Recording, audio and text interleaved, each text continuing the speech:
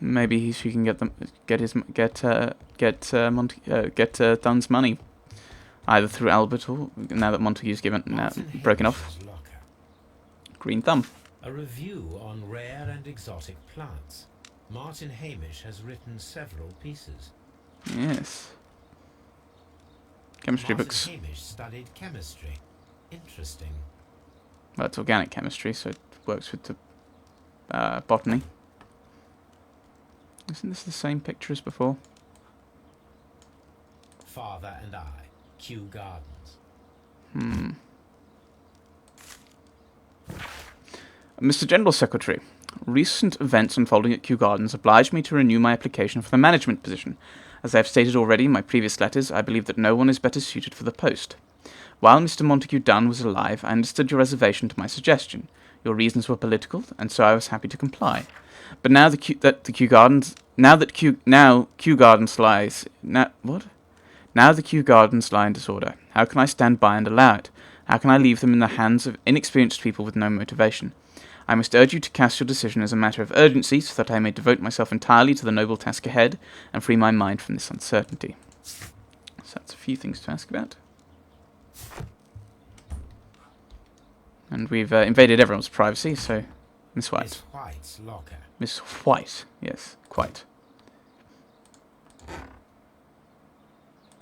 No. Oh, I have to rotate it down. These jewels must be worth a small fortune. A vanity purse. It is of high quality. Indeed. I think. A letter from the family. Margaret, we were surprised to receive your letter. How could you think to ask us for money after all of these years that have passed since you left, and without any thought of us? You have never shared with us any detail of your success at the university, but you choose to do so now? We suppose you must be ashamed of us, for we are not from the same high class as your new friends. Yes, we are modest people, but you should learn to put your family first, as we at home have always done. And none of us ever compromised their reputation, as it appears you have already done with your employer, Mr. Dunn. No, Margaret, it is us. It is you who makes us feel ashamed. Apparently, Miss White is a capable student. Master's degree in chemistry. Miss White's request. A draft of the letter that Miss White sent to her parents. Dear Mother and Father, I'm writing this letter with reluctance to ask for your help. My studies and my housing costs have proven to be more expensive than I had anticipated. I fear, therefore, that I may not be able to manage in the long term. I know that we have had our disagreements in the past, but would you be so heartless as to allow your daughter to fail her studies due to lack of money? We've got everything, haven't we? Right. They don't go together, okay. How come these don't go together? Ah, right. How come these two don't go together? Oh, I think they already have, haven't they? Right. Miss Margaret White studies biology at the London University. She enjoys the work and has talent for it. Her specialization is exotic plants. Do they go together? No.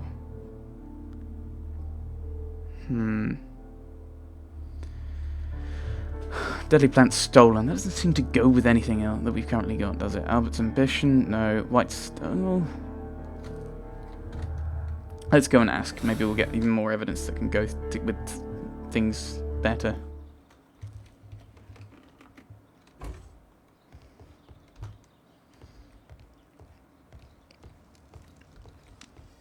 It seems very much that anyone had access to these areas.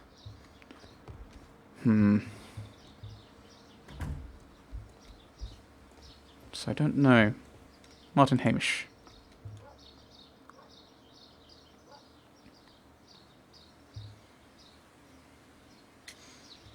Kew Gardens. Whatever I'm asking. Mr. Hamish, was someone from your family connected with Kew Gardens? Family? No. I'm the only one with a passion for botany. That sounds like such a ridiculous thing to lie about. Photograph of your father. I do not think so. This photograph of you and your father at Kew Gardens suggests the opposite. But you have no right to. Do tell us more about your father. He was, indeed, the greatest botanist of his time in the British Empire. He worked together with Montague Dunn until the end of his life. He brought me in at the age of 12. Did he get on well with Mr. Dunn? No, I couldn't say that. They expanded Kew Gardens together, that was all. And it was all my father's work. But Dunn always lived the high life. So Mr. Dunn was not helping your father? Oh yes, he provided the financial support. And as far as he was concerned, that fulfilled his role. But the worst of it was, he declared himself as the master of Kew Gardens. Fame meant nothing to my father. So it was easy for Mr. Dunn to take all the credit. Thank you, Mr. Hamish. We shall continue our investigation. Does seem to fit what we've heard of him. Right. Albert's ambition, new director? No. Hamish's anger, new director. Martin Hamish had a motive. He believed that he and his father's lives had been ruined by Dunn, who had taken the credit for all of their work. Hamish wanted to take over the directorship of Kew Gardens, but he knew that that would not be possible with Dunn still alive. The whole political thing.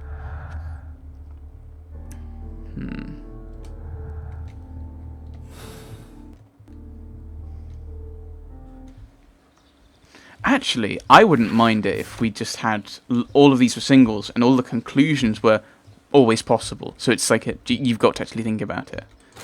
I think let's ask everyone about these things. Mr. Dunn.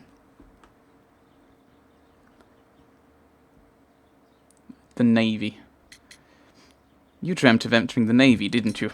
I perceive that you are passionate about the Royal Navy. Passionate?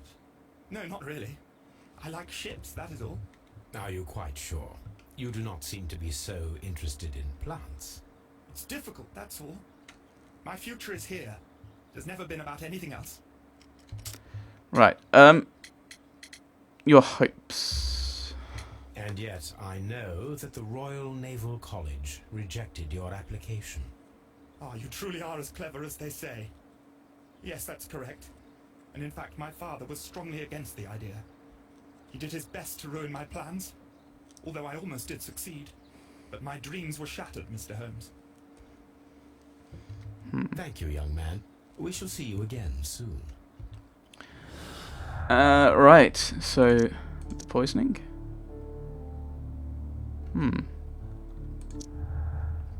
Yeah, so humiliation, the ambition. Albert had a motive to kill his father, Montague Dunn. Dunn had thwarted Albert's dream of joining the Royal Navy. By killing his father, Albert could have his revenge and eventually succeed in his father's place as the director of Kew Gardens. Interesting. Wouldn't have put those together, but... And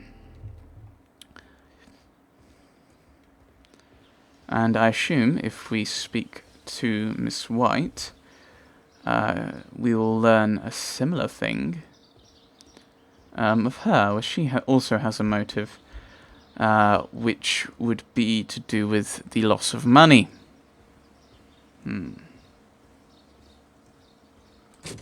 Locked.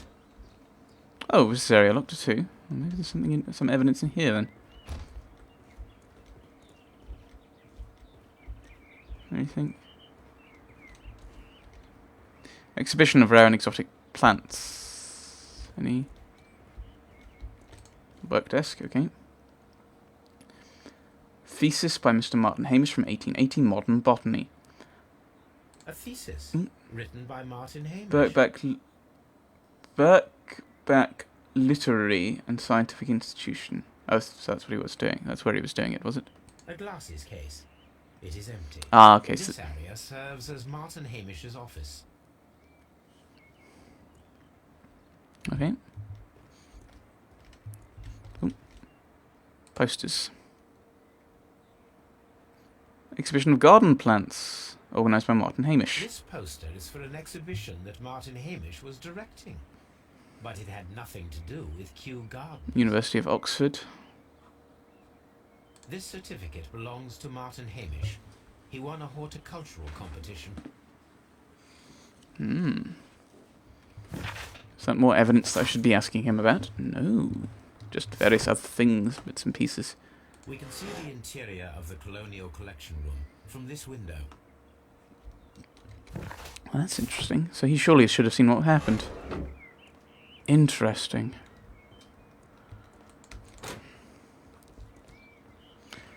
Tum-ty-tum-ty-tum.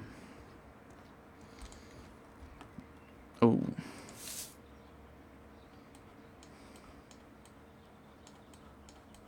Okay. It is a bust of Montague Dunn. Ah. Hang on. I am curious if the marble that we found will fit this place. Here There it we is. go. The marble fragment that we found in the Colonial Collection Room is what they have in common. I'm not sure how relevant that is, but it's obviously something important. Why was the fragment missing? I mean, it was thrown in the bin for some reason. Anger. Frustration. Locked. It's not locked anymore. Probably because I'm clicking very quickly through. Right.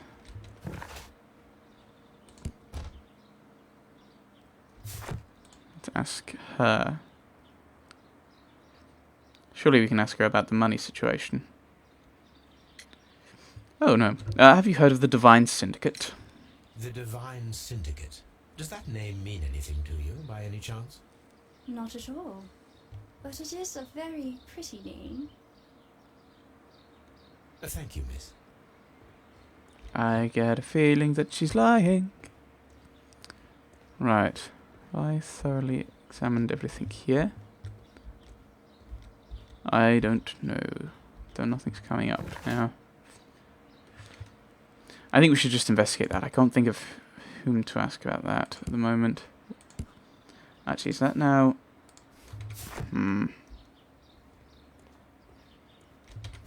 Let's just head back to Baker Street and we can look at this newspaper.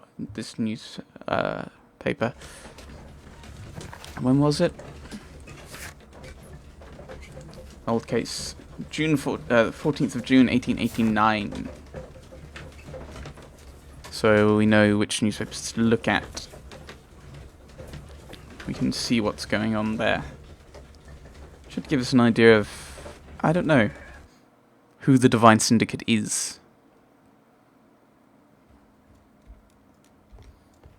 1889. Scandal at the Divine Syndicate. Scandal at the Divine Syndicate Club. The Divine Syndicate Club, followers of the God King Trewan, situated on 48 Grosvenor Street, Carlton Road, protectors of plants and more particularly trees, are currently the subject of an administrative investigation. The leaders of this organisation are suspected of financial malfeasance. It may be that this investigation will lead to charge of judiciary. Meanwhile, many voices have risen high against this inspection, denouncing the state. In fact, this private organisation, which has given as its goal the defence and protection of nature, and which incorporates many persons of influence, including political representatives of the opposition party. Here it is. And here is the Divine Syndicate's address. Perfect. It is time to find out what they have against Montague Dunn. To the Divine Syndicate. We haven't learned anything really new. No. Let's go with them. Don't think they would go together. Didn't think they would. I've tried everything with all of them, haven't I? And there's nothing I can try out and go, okay, what if this was this or that was that? So here we are. This place is beautiful, Holmes. Its atmosphere is remarkably soothing. Let us find someone who could help us. And there's the fourth person. I assume. It's the Golden Temple. We shall meet Ming Shao.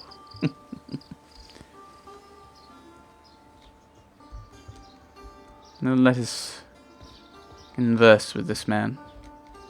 The Guru. Good day to you, sir. My name is I am exalting the sun. A while can you wait?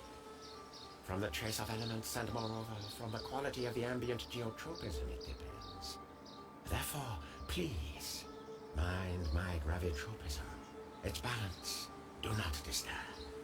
Disturbed is most definitely the word.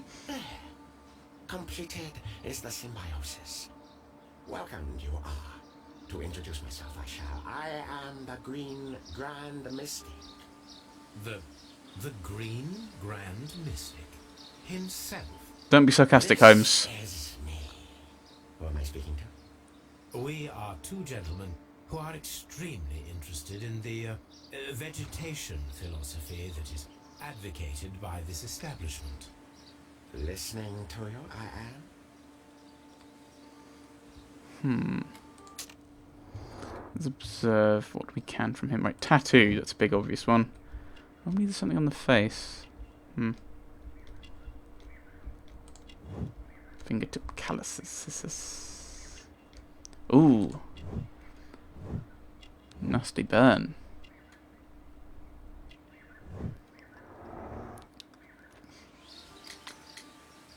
We saw some of your pots at Kew Gardens. We visited Kew Gardens, and we found your symbols on their flower pots. Coincidence, I am thinking. They would scavenge our refuse. It would not surprise me. It was merely an observation. May we look around? We should like to take a look around, to immerse ourselves in the wisdom that emanates from here. It is a school of anastomosis, the divine scholastic syndicate for vegetation veneration and meditation. You may say, the divine syndicate. Glory to the eukaryotic. Only true devotees, those whose hearts are ready to spermatophize in sharing of knowledge, are permitted to physically enter our vegetable kingdom and its wisdom. And to be permitted, you must earn it. Yes.